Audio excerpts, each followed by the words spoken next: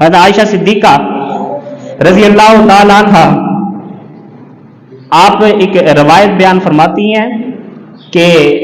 نبی کریم صلی اللہ علیہ وآلہ وسلم ایک رات میرے پاس تشریف نہ لائے، جس رات میرے پاس ان کی باری تھی کہ میرے پاس انہوں نے آرام کرنا تھا، تو آپ آئے نہ، تو میرے دل کے اندر یہ خیال آیا، ذہن میں خیال آیا، میں نے گمان کیا کہ شاید آپ کسی اور زوجہ کی طرف چلے گئے ہیں، تو میں انہیں یاد کرواؤں کہ آج آپ نے میری طرف آنا ہے۔ تو میں نکلی، میں نے سارے خیموں کو دیکھا تو مجھے نبی کریم صلی اللہ علیہ وآلہ وسلم آپ نہ ملے، تو میں تلاش کرتے کرتے باہر کی طرف نکلی، تو میں قبرستان میں گئی، قبرستان سے گزر ہوا تو وہاں پہ میں نے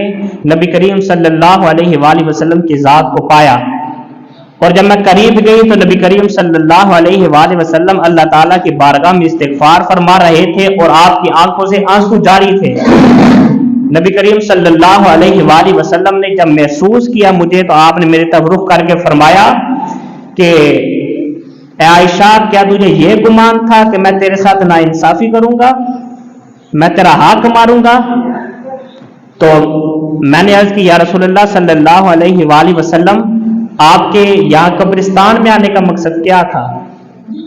تو مجھے فرمایا کہ عائشہ، آج کی رات کی اہمیت اور اس کی فضیلت کو جانتی ہو کیا ہے؟ تو میں نے عرض کی کہ بیان فرمائے، واضح فرمائے۔ تو نبی کریم صلی اللہ علیہ وآلہ وسلم نے فرمایا کہ عائشہ، آج شعبان کی 14ویں رات یہ وہ رات ہے کہ جس رات کے اندر اللہ تعالیٰ اگلے سارے سال کے بندے کے اعمال کو بیان فرماتا ہے، اس کے لیے رزق کو لکھتا ہے، اس کی اولاد کو لکھتا ہے، اس کی جان کو لکھتا ہے، اور اس کا اعمال نامہ آج رات اللہ کی بارگاہ میں پیش کر دیا جاتا ہے۔ تو میں اس وجہ سے یہاں پہ آ کے عبادت کر رہا ہوں، اللہ کی بارگاہ میں استغفار کر رہا ہوں۔ اور اسی مقام پر نبی کریم صلی اللہ علیہ وآلہ وسلم نے فرمایا کہ یہ ایسی رات ہے کہ عرب کے اندر جو بنو کلب قبیلہ تھا کہ جس کے اندر بکریوں کا سب سے بڑا ریوڑ پایا جاتا تھا، سب سے زیادہ تعداد بکریوں کی قبیلہ بنو کلب کے اندر تھی، فرمایا کہ آج کی رات جو بندہ اللہ تعالیٰ کی بارگاہ میں استغفار کرے گا اس کا استغفار ضائع نہ جائے گا، توبہ ضائع نہ جائے گی۔ اتنی اہمیت ہے آج کے رات کی کہ اللہ تعالیٰ بنو کلب کی بکریوں کے ریوڑ،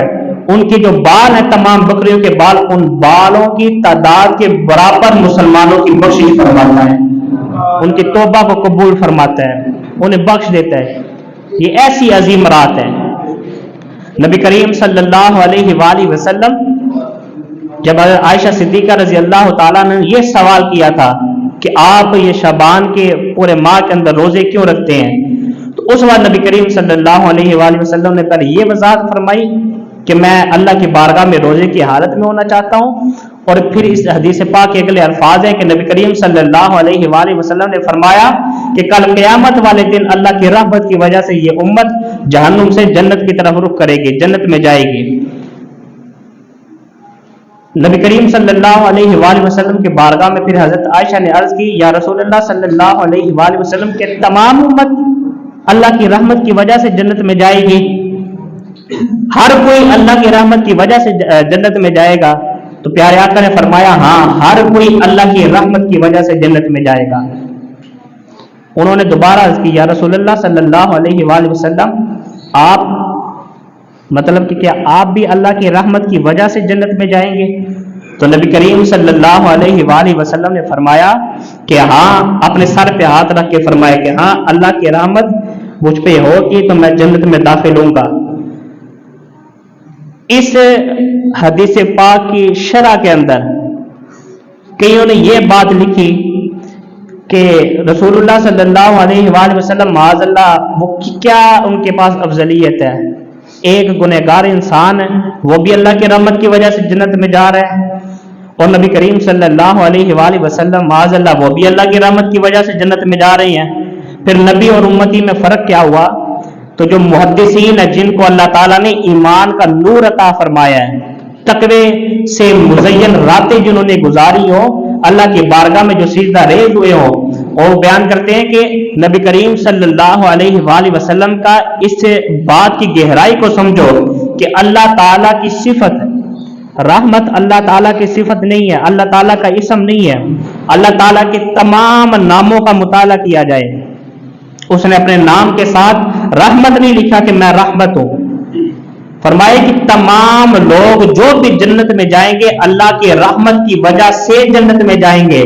اور نبی کریم صلی اللہ علیہ وآلہ وسلم آپ کا یہ بیان فرمانا کہ میں بھی اللہ کی رحمت کی وجہ سے جنت میں جاؤں گا، وہ یہ ہے کہ تمام امت نبی کریم صلی اللہ علیہ وآلہ وسلم کی وجہ سے جنت میں جائے گی، اور رسول اللہ صلی اللہ علیہ وآلہ وسلم چونکہ خود رحمت ہے، وما ارسلناک الا رحمتا للعالمین، اللہ تعالیٰ نے آپ کو رحمت بنایا ہے، رحمت پیدا فرمایا ہے، رحمت بنا کر بھیجا ہے، اس رحمت بننے کی وجہ سے نبی کریم صلی اللہ علیہ وآلہ وسلم جنت میں جائیں گے۔ دونوں چیزوں میں فرق ہے۔